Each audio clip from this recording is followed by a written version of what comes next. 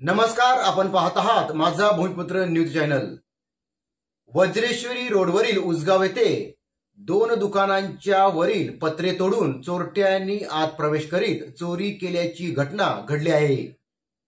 या घटनेबाबत आपण माहिती घेणार आहोत। तत्पूर्वी आपण या चॅनलवरती नवीन असाल तर चॅनलला आता सबस्क्राइब करा, कारण माझा भूमिपुत्र चॅनलवरती वसई विरार पालघर परिसरातील ताज्या घडामोडी आम्ही देत असतो।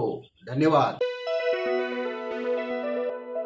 मांडवी पोलीस ठाण्याच्या हद्दीतील वज्रेश्वरी रोडवरील उसगाव नाका येथील 2 दुकानात चोरी झाली आहे।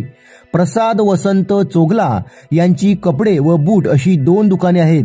बुधवारी रात्रीच्या सुमारास चोरट्यांनी या दोन्ही दुकानांच्या वरील पत्रा तोडून व त्याखालील संरक्षित लोखंडी जाळी वाकवून सीलिंग फाडून दुकानात प्रवेश केला असल्याचे दिसून आले।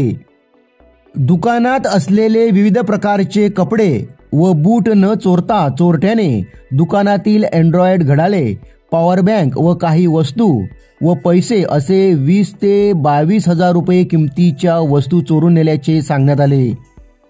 उसगाव परिसरात मागच्या काही वर्षापासून अनेक वेळा दुकानातील पत्रे फोडून चोरीच्या घटना घडल्या आहेत।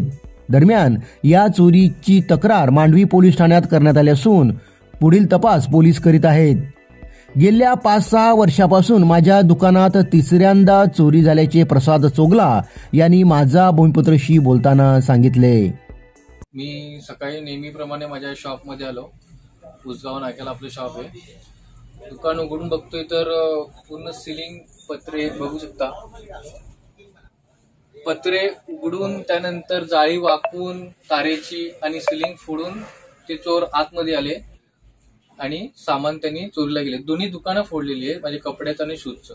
याच्या आधी सुद्धा माझं दुकान इकडे 6-7 वर्षापासून आहे। या 6-7 वर्षामध्ये 3 वेळा, तिसरी टाइमला माझं दुकान फोडलेलं।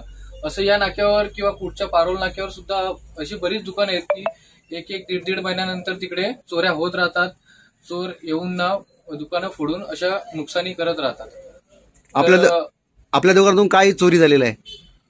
माझ्याकडनं वॉच, अँड्रॉइड वॉच, त्यानंतर परफ्यूम वगैरे छोट्या छोट्या गोष्टी ज्या महागड्या आहेत, इलेक्ट्रॉनिक वस्तू, पॉवर बँक अशा प्रकारच्या वस्तू त्यांनी चोरीला गेलेल्या आहेत। पोलिसांना काय आवाहन करणार तुम्ही? की त्यांनी याचा लवकरात लवकर काहीतरी उपाय करावा, त्यांना लवकरात लवकर पकडावं, कारण की हे चालूच आहे काही वर्षापासून इकडे। आपल्याला किती नुकसान झालेलं आहे आपल्याकडे? आता साधारण माझ्याकडे 20-22 हजाराचं नुकसान झालेलं आहे।